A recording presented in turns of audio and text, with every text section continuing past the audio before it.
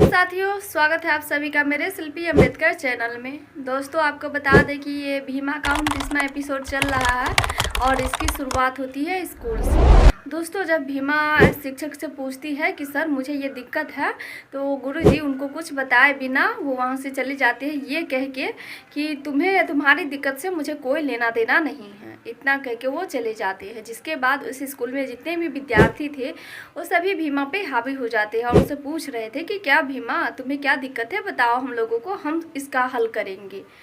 दोस्तों, भीमा उन सभी से कह रही थी कि सबसे बड़ी दिक्कत तो यही है कि मैं यहाँ पे अकेले हूँ और आप सभी इतने लोग हैं जो सभी मिल करके मेरे ऊपर हावी हो रहे हैं। इससे बड़ी दिक्कत क्या हो सकती है। दोस्तों, इतना कह ही रही थी भीमा कि उसके बाद लंच का समय हो जाता है। क्लास में घंटी लगती है, लंच का समय था।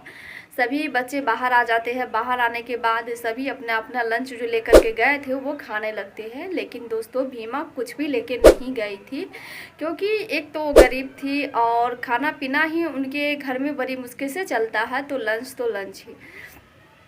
दोस्तों, वो वहाँ पे खड़ी थी और यही सोच रही थी, बहुत सारी बातें उनके मन में चल रहा था कि क्या करे, क्योंकि सभी लोग वहाँ पे बैठ के खाना खा रहे थे और भूख तो भीमा को भी लग रही थी।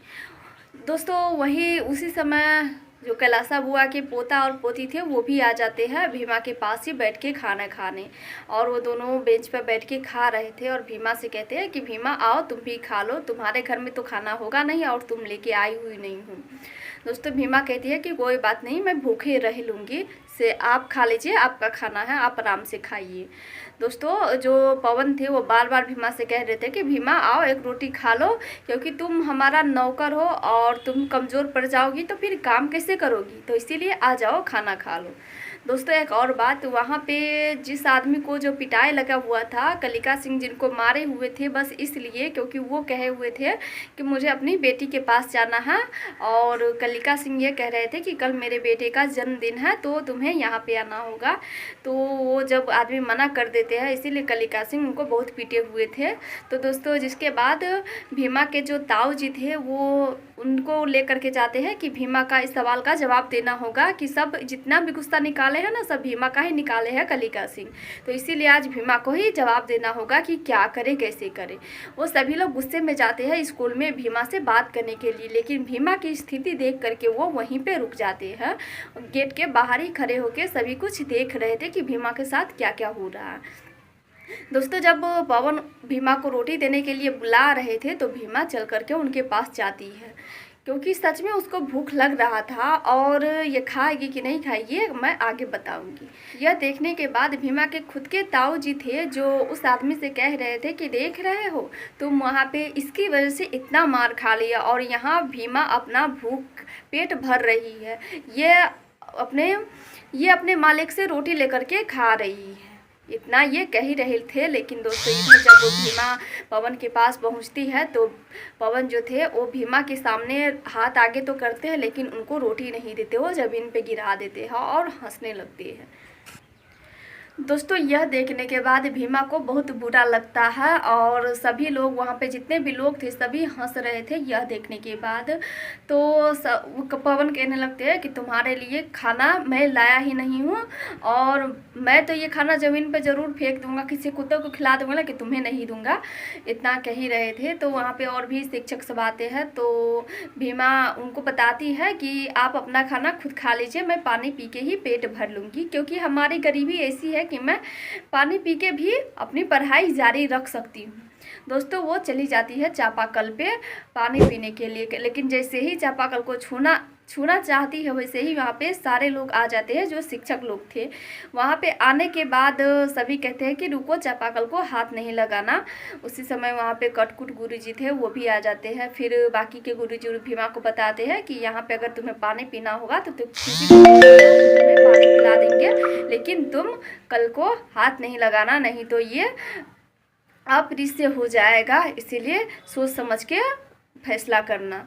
दोस्तों, कटकुट गुरुजी थे, वो भी भीमा को समझा देते हैं कि भीमा, चापाकल को छूने की गलती कभी भी सोच के भी नहीं करना, ये नहीं तो यहाँ पे बवाल भी हो सकता। भीमा उस बात को समझ जाती है। उनको चपरासी थे वो पानी भी पिलाते हैं।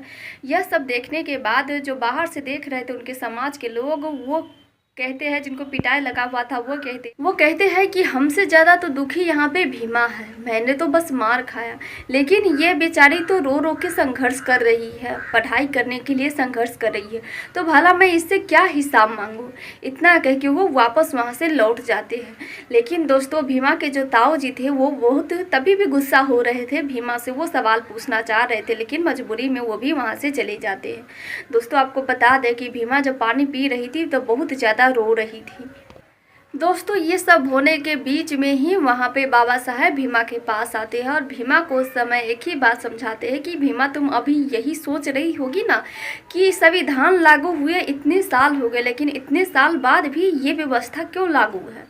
तो दोस्तों, यही बात बाबा साहेब भीमा को बता रहे थे कि तुम भीमा ये सोच रही होगी कि ये आखिर कैसे हो रहा। बाबा साहेब के संविधान में सबका ना बराबर अधिकार दिया हुआ, तो फिर ये छोटी जात बड़ी जात का क्या ये हो रहा है। भीमा उस समय बहुत छोटी बच्ची थी, उसको समझ में नहीं आ रहा था। दोस्तों, बाबा साहेब उनको इसीलिए समझाते हैं कि भीमा, इन सबको अगर बदलना है तो तुम्हें पढ़ लिख कर के बड़ा आदमी बनना होगा, तभी सभी लोग जो तुम्हारे पीछे तुम्हारे समाज के लोग हैं वो सुधर पाएंगे, और तुम ही शिक्षित बनोगी तभी वो लोग तुमको देख करके शायद बदल जाए। यही बात वो सब समझाते हैं। दोस्तों, यह सब हो जाने के बाद रात हो जाती है। रात के समय भीमा की आई भीमा को खाना खिला रही थी, लेकिन उनकी जो बहन थी वो पूछती है कि भीमा, आज का दिन कैसा रहा स्कूल का, वो बताओ। तो भीमा बताती है कि आज तो मैं स्कूल के अंदर ही बैठ के पढ़ी, लेकिन उसके बाद क्या बताओ।